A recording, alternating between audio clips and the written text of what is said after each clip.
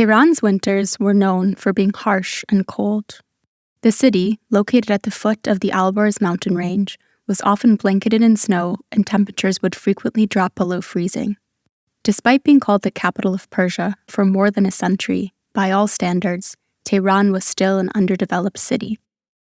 With ancient brick houses, dirt roads, and a lack of electricity in most of its areas. The city had recently undergone a period of modernization and westernization, and this was reflected in its design as well, with a city citadel, civilian quarters, and a marketplace for people to do business in. However, none of these were up to the 20th century standards.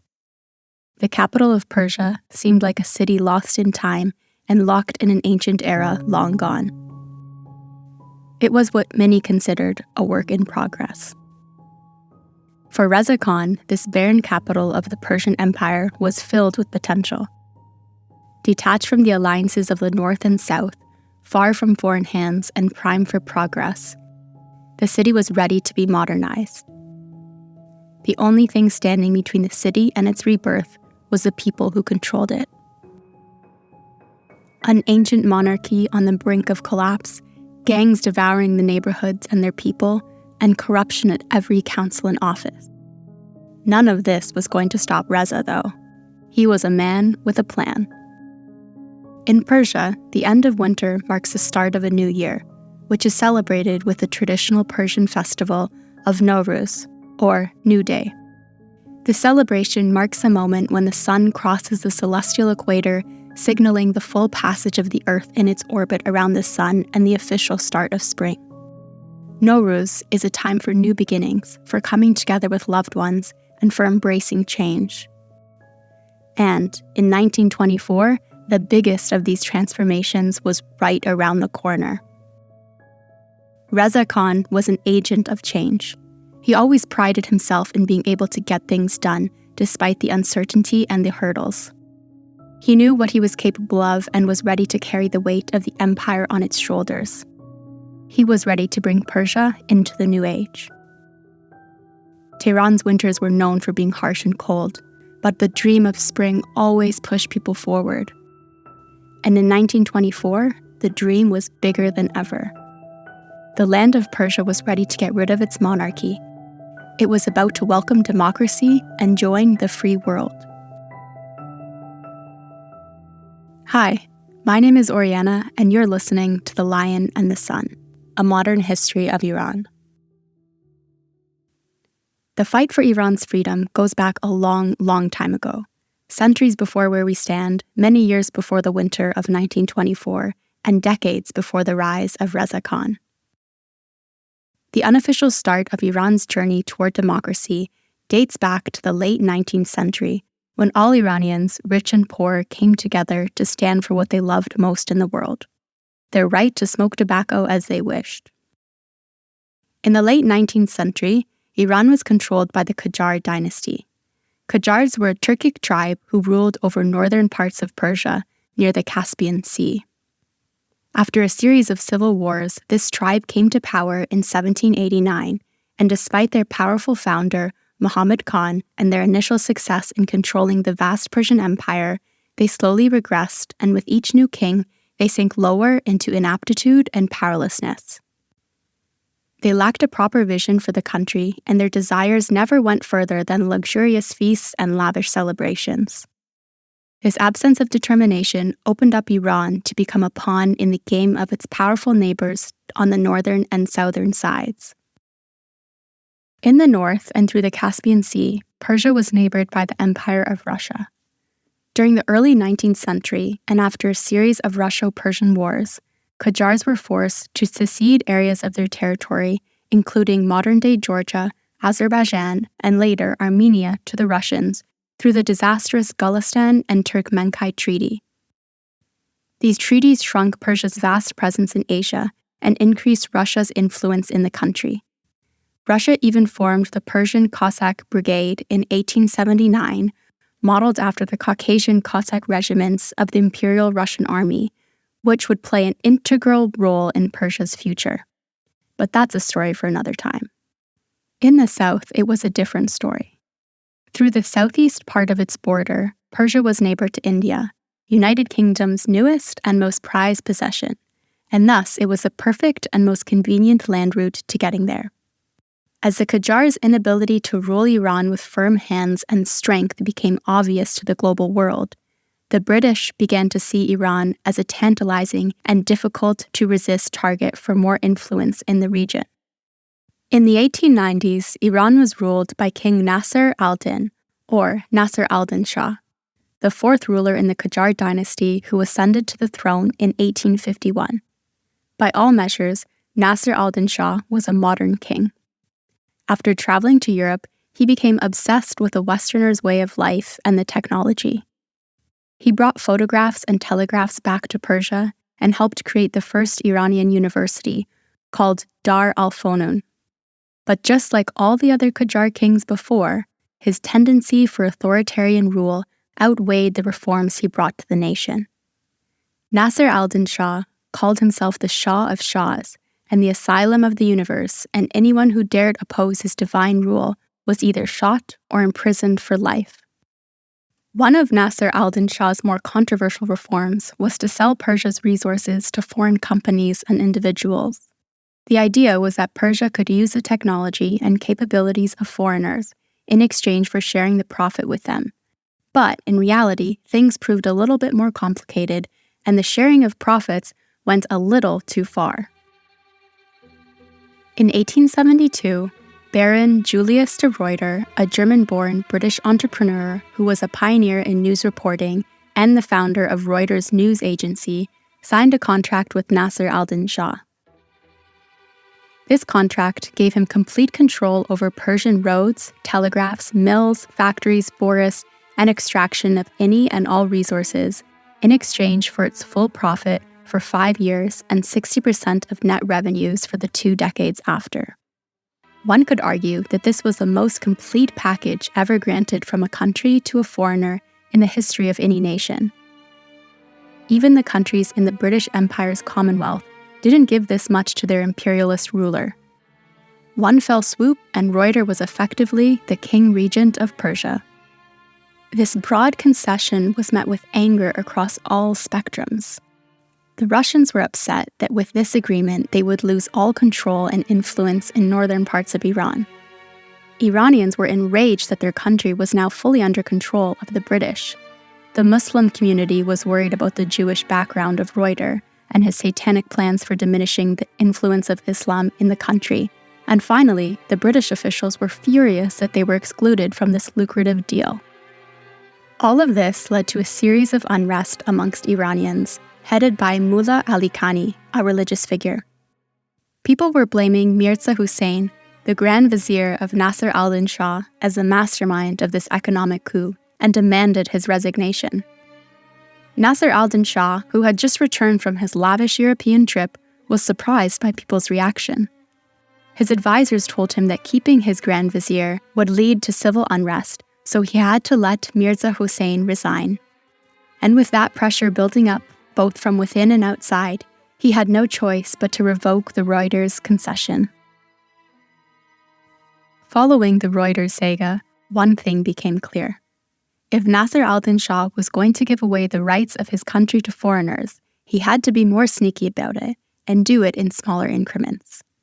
In the next few years, the House of Qajar gave 3 smaller concessions to the British consortiums: the mineral prospecting rights, the right to establish banks, and the right to commerce in the Karun, Iran's biggest river. While giving these rights, Nasser al-Din Shah also gave away the exclusive right to Iran's caviar fisheries to Russians to keep them from becoming angry with the British. These concessions were done in the name of reform, but the real reason behind Nasser al-Din Shah's eagerness for foreign influence was the court's overspending habits that left the country broke and in debt. Iran was a big borrower from British and Russian banks, and none of these concessions were making an impactful dent in Iran's growing debt crisis. Very soon, Iran's monarchy decided to add another industry to the ever-growing list of their offerings to foreign powers. On March 20th, 1890, the Qajar court sold the Iranian tobacco industry to the British for a total sum of £15,000, equal to £1.8 million in today's value. Most people agree that it was the Ottoman Empire that introduced tobacco to the Persians. In the 17th century, tobacco became an integral part of everyday Persia, so much so that Iranians began planting it in their fields, and by the late 19th century, it became one of Persia's biggest exports. So, it was only natural for Nasser al-Din Shah to put it up for sale during his third trip to Europe, when he was in desperate need of money. The buyer of Iran's tobacco industry was Major G.F. Talbot, who then managed to sell it to the Imperial Tobacco Corporation of Persia, a shell company that he was the majority shareholder of. Talbot intended to purchase the tobacco directly from the farmers with a fixed price set by the company, and then not only distribute it within the Persian populace itself, but also export it internationally. The first group to express their anger with Nasser al-Din Shah's decision were the Russians. Some of the Russians were in the business of farming tobacco in the northern regions of Iran, and they weren't ready to hand out all their profit to their British rivals. They also believed that the tobacco concession was against the Turkmenkite Treaty mentioned earlier. But despite the Russian pushback, Nasser al-Din Shah was in desperate need of money, and nothing was stopping him from finalizing the deal with Major Talbot. In February 1981, Talbot traveled to Iran to appoint Julius Ornstein as the director of the tobacco regime, and afterward, Shah officially announced the deal to Persian farmers and workers. During this period, over 200,000 Persians were in the business of growing and selling tobacco, which meant almost 2% of the population was directly impacted by Nasser al-Din Shah's tobacco concessions. They could no longer set their own price. They could only sell their tobacco to one buyer, and that buyer would dictate the terms of the purchase. After the announcement, Persian merchants began organizing protests across the bazaars of the Shiraz. But soon, and with the help of religious clergies, other cities began to join as well. The involvement of religious leaders in the tobacco fights might seem a bit odd and out of place, but given the historical and geographical context of previous similar events, it only seemed natural for them to be worried about the concessions. Ever since the Safavid Empire, Persia's official religion has been Shia, a branch of Islam where the clergy, or the ulama, have always been very active in the social and political landscape. In Persia, the clergy ran the schools, they were trusted as arbiters and judges, and their stamp was the seal of approval for notarizing any document. Religion was deeply intertwined with the lives of people, and the word of the religious leaders carried a lot of weight. After the announcement of the tobacco deal, Talbot and Ornstein began bringing British people to Persia to help them control and manage the tobacco market. Thousands of foreigners came to Iran as official workers of the Imperial Tobacco Corporation of Persia, and with them, the British lifestyle also found itself within Persian borders. They were building bars, setting up cafes for gambling, and most dangerous of all, they were building churches for the religion. A religion that was different than Islam and posed a threat to its supremacy in the region. The Shiite clergies were afraid that with Christianity on the rise, their influence within the community would diminish, and soon the independence of the country would be in danger. And they weren't completely wrong. In the 1600s, another British entity called East India Company established itself within India to create a spice trade between the Indian peninsula and the British Empire. Gradually, the East India Company grew its presence within India, became a monopoly within the regions, gained ownership of many parts of the land, and in the end turned India into a British colony. Persia was also beginning to follow the same trajectory, a foreign country tightening its grip on a profitable industry and increasing its presence within the country. If people didn't fight soon, the whole country might have become just another colonial part of the British Empire. One of the cities with the harshest rebuttals to the new tobacco policy was Isfahan. A central city close to Tehran, Isfahan was once the jewel of the Persian Empire. The city was home to many impressive buildings and monuments, and its streets were alive with the sounds of traditional music and the aroma of delicious food. Isfahan was a center for arts and crafts, with skilled artisans producing everything from delicate pottery to intricate metalwork. The city played an important role in Persia's political progress, and despite its decline during the Qajar era, still held a critical place in the monarchy. In Isfahan, the clergy and people had a more intertwined relationship, so the religious leaders managed to put a ban on tobacco and called the workers of the new tobacco regime najas, a religious term referring to something that is unclean, cannot be cleaned, and turns everything it touches unclean as well. The people of Isfahan embraced this ruling and instead of selling their tobacco to the foreigners, decided to burn their crops. The ruler of Isfahan tried negotiating with the religious leaders, but after the eventual failure of the conversations, banished them out of the city. While the other cities were taking a more hostile approach to the issue, in Tehran, Mirza Hassan Ashtiani, another reputable clergy, took the issue directly to the Shah and his Grand Vizier, talking about further escalation if the monarchy went ahead with the transition of tobacco rights to the foreigners. Despite the warnings, the king maintained that his decision was beneficial to the country, and the British would do good for Persia.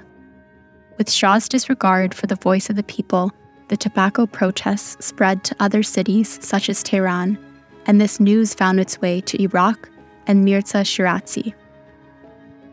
Syed Muhammad Hassan Hosseini Shirazi, or simply Mirza Shirazi, was an Iranian-Iraqi Shiite Marja. Marja, with the literal meaning of source to follow, is the highest title a clergy can obtain in Shiite Islam. A person that can make legal and theological decisions regarding the rules of Islam, and his word constitutes the word of God. When a Marja issues a ruling, that ruling is universal to all his followers, and failure to comply with it counts as a sin and is forbidden. Mirza Shirazi was a Marja who lived in the city of Najaf in Iraq. He started his religious studies when he was 4, and after excelling in the Islamic school of Isfahan and then Shiraz, had managed to travel to Iraq to expand his knowledge of theology, where he stayed and practiced his religion. In Najaf, he was made aware of the sale of tobacco rights. In 1890, a Persian newspaper from the Ottoman Empire had compared Talbot's deal with Iran to their own tobacco deal and found out that Talbot's was paying less than half to Iranian farmers and taking advantage of the weak economical standings of Nasser al-Din Shah. Upon reading this, he issued a telegraph to the king himself, where he explained how the deal was against the word of God in Quran, in contrast with the actions of the Prophet, and a clear danger to Persia's sovereignty. He asked the king to reconsider his decision and cancel the deal before it was too late. But Nasser al-Din Shah, adamant in his actions and desperate for cash flow, ignored the telegraph and instead sent Persia's ambassador in Baghdad to visit Shirazi and to make things clear for the clergy. The ambassador met with Shirazi and explained how positive cooperation with the European countries is a necessity of the modern age, and how the country's taxes weren't enough to fund the country's expenditures. Shirazi wasn't convinced. He simply said that if the monarchy doesn't solve the issue, he will take care of it on behalf of God, and ended the meeting. On December 1891, Ashtiani, the famous clergy of the capital, announced that Mirza Shirazi had issued a fatwa against the usage of tobacco. Shia followers believe that 700 years ago, prior to the death of their prophet Muhammad, he chose his son-in-law and cousin, Ali, as his rightful successor, the imam that would lead people when he's gone. However, after his death, many of Muhammad's disciples decided that Ali's appointment was too vague to be taken literally, so they named someone else as his successor. So, another Ali of Muhammad, called Abu Bakr, a powerful and very rich Muslim in the Arabian Peninsula, was chosen as Muhammad's successor. Thus began the drift between the Shiite Muslims and the Sunni Muslims. In Shia Islam, there have been 11 imams after Ali, all descendants of Muhammad, who are known as Al-Bayt. The 12th imam, known as the Mahdi, or the imam of our age, went into hiding to protect himself, and it is believed that he will one day return to bring the true rule of Islam to the world. In the absence of the 12th Imam, religious leaders known as marjas provide guidance to the community by issuing fatwas. Fatwas are legal religious rulings that help to interpret and apply Islamic teachings in a modern context and in the absence of the 12th Imam. When it came to the tobacco protests, Mirza Shirazi was taking a new approach to his religious rulings.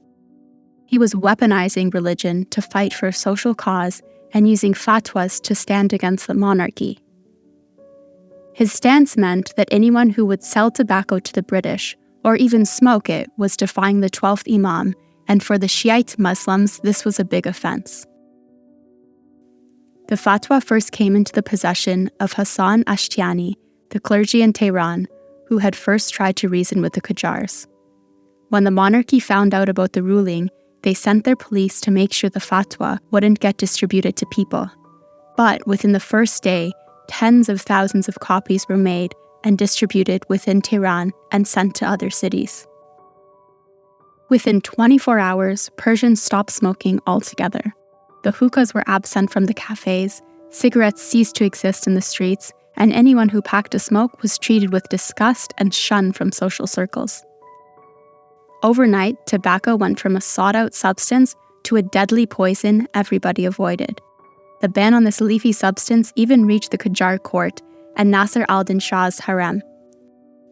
Nasser al-Din Shah wasn't a man of the people. He wasn't aware of the thoughts and feelings of the common folk. But once he saw that all his many wives were refusing to use hookah and smoke tobacco, he knew things were serious. His first strategy was to cast doubt on the authenticity of the fatwa. He tried to smear the text as a fake and urge people not to get fooled by the tricksters. He even found a scapegoat to blame for the forgery and banished him outside of the capital. But ultimately, the plan didn't work out. People were just too trusting of their religious leaders who copied the fatwa and distributed it in mosques and other common places. Plan B involved bribing religious leaders to stand against the fatwa. The Qajari court went to Mirza Hassan Ashtiani, the most well-known clergy of the capital, who was the main distributor of the infamous order, and offered him all the concessions he would want. In return, they asked him to issue a contradicting fatwa, allowing the use of tobacco once more. Naturally, he refused. The clergies all respected Mirza Shirazi too much and weren't going to directly oppose the word of their highest-ranking peer. Ashtiani, who feared the court's pressure on him would only increase, decided to leave Tehran altogether and continue his work somewhere else. Finally, 55 days after the issue of Shirazi's fatwa, and on January 6, 1892, Shah had no choice but to dissolve the tobacco concession. In a letter written to his Grand Vizier, he asked him to notify the people and the clergy of the dissolution. Due to the cancellation, Iran had to pay £500,000 to Talbot for damages and an additional $139,000 to cover the costs of the infrastructure brought to the country. The tobacco incident was a massive failure for the government, and it sunk Persia farther into debt and crisis. Not only did it not help ameliorate the financial troubles of the Qajar court, but the additional costs bankrupted the country even more. Iran was in so much debt that Nasser al-Din Shah had to take a loan from the British government to pay off the debt he owed to the British. After Shah's decision, Mirza Shirazi rescinded his fatwa, and the use of tobacco was once again allowed in the society. The tobacco movement gave Persians and the clergy a strong momentum for social and political reforms. They had the leverage to expand their demands on the court, implement big changes, and bring real reform to the country. But this is where Qajar's negotiation with the clergy paid off. Mirza Hassan Shirazi, realizing the power of his word, was ready to take the fight to the next level and demand further compromise from the monarchy. He wanted to revoke other concessions given to foreigners and reduce the influence of the British and the Russians. But Ashtiani asked him personally to hold off on further demands and to be content of the change they were able to accomplish. That very same year, a new and extended list of clergies was added to Qajar's payroll, and any further attempts of social justice were swept under their religious and powerful rug. Only a few months after the whole fiasco, Nasser al-Din Shah sold the tobacco rights to another foreign company in France, although this time he was smart enough to consult with the clergies first to give the selling right within the country to Persians instead. These small tweaks were enough to keep everyone happy and prevent another political crisis for the already fragile Qajar dynasty. Despite its limitations, setbacks, and regressions, the tobacco movement was a critical victory for the Persians with many important lessons. It proved the importance of a populist cause to inspire everyday folks, and it showed the power they possessed against the monarchy and demonstrated the impact of religion in the fight for justice. The tobacco protests were narrow in scope and didn't result in any massive changes or a political reconstruction, but the movement itself became a symbol, a sign of hope that through action and devotion, anything was possible. By finding a common cause that everyone could relate to, the issue of tobacco became a stepping stone to prepare Iranians for the bigger fights yet to come. It was only natural that after taking back the rights to their tobacco, Iran's next goal would be to reach for democracy itself. In the next episode of The Lion and the Sun, we talk about the constitutional revolution of Iran and how two merchants unknowingly jump-started the efforts that led to Persia's very first parliament. Thank you for joining me on this episode of The Lion and the Sun. To learn more about the events and people mentioned in this episode, please visit our website at thelionandthesun.org or follow us on Instagram and Twitter. If you like this episode and our show so far, don't forget to rate the podcast and leave us a review on iTunes, Spotify, or wherever you listen to us from. Your feedback will help us to improve and bring you even more engaging content in the future. We look forward to continuing this journey with you and exploring the rich history of Iran together. My name is Oriana, and I'll see you in 2 weeks. Thanks for listening.